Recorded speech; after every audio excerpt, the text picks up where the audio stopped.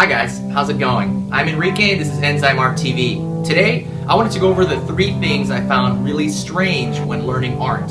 These are things that may seem counterintuitive, but I've seen them over and over again with different students, so I wanted to share them. So let's get on with it. Number 1, your eye and your hand progress at different speeds. This one's very odd, and I think it takes a long time for people to figure this one out. Basically, drawing is a hand-eye coordination exercise. You're going to have your eye, and your eye is going to be able to tell and see the different mistakes you have. And for example, problems in proportion, anatomy, things like composition. This is all things that you catch with your eye. And then there's your hand progression. These are the kind of like the pressure sensitivity you have, how light or how dark you can put something down with control. The strokes that you pull, for example, circles, lines, basically placing the things where you want them to. And these 2 things progress at different speeds.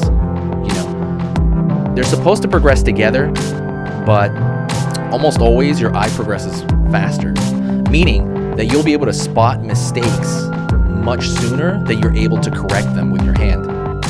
So this kind of causes the illusion that you're getting worse.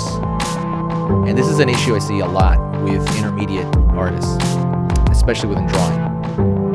What you're supposed to do to solve this issue is you're supposed to save every drawing you have, save your old drawings, so that you can look back on them and evaluate them with your new eye. Warming up matters. So for many years, I didn't think warming up in drawing mattered. I know within exercise, you warm up to kind of essentially exercise the muscles beforehand so that you don't get sore after. And I always thought this is a physical attribute, that it didn't really matter when it comes to matters of the brain, like drawing. But it does matter a lot. Within drawing, when you start to get in the groove of things, that's when your, kind of all this library of information comes out. And I used to just kind of let that happen. What you're supposed to do is you're supposed to warm up for about 10 to 15 minutes. Maybe just kind of scribbling, doing circles, diagrams of heads, just things that are just very random to you, or even scribbly-ish drawings that you can do.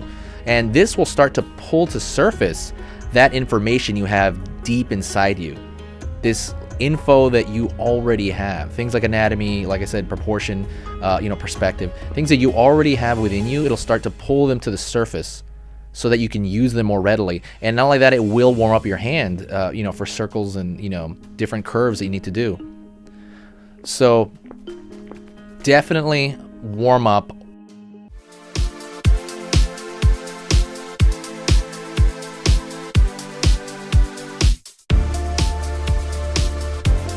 The more fun you have, the better you're going to get at drawing. This one was something I didn't learn for many, many years. And when I started drawing, it was great fun. It was an exciting time. And I started to get started to get good. And I started to get good very, very fast. The reason for this is I had no ego when it came to my drawing at all. But then something weird happened. My abilities started to stagnate. I wasn't getting as good as fast anymore. And this is because the ego got to me. I started caring more about what other people thought about my art than I thought about my art, or the fun I was having with my art. I started caring a lot more about how good the next guy was getting, and if I was better than him or not. This can stagnate people for years. What you need to do, if this is happening to you, is you need to remember what it was that first made you get into drawing. What attracted you to it? What was the entertainment factor for you? Rediscover that and learn to kind of have fun again. This is something that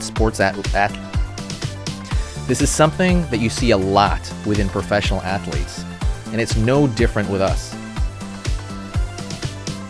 So anyways, that was a list. If you have any of your own to share them in the comments below. Also, if you like the video, press the like button and check out our new Patreon. Thanks a lot, guys, for watching, and stay creative. Thanks a lot, guys. I appreciate you watching the video. If you like that video, check out our How to Draw Zombies video.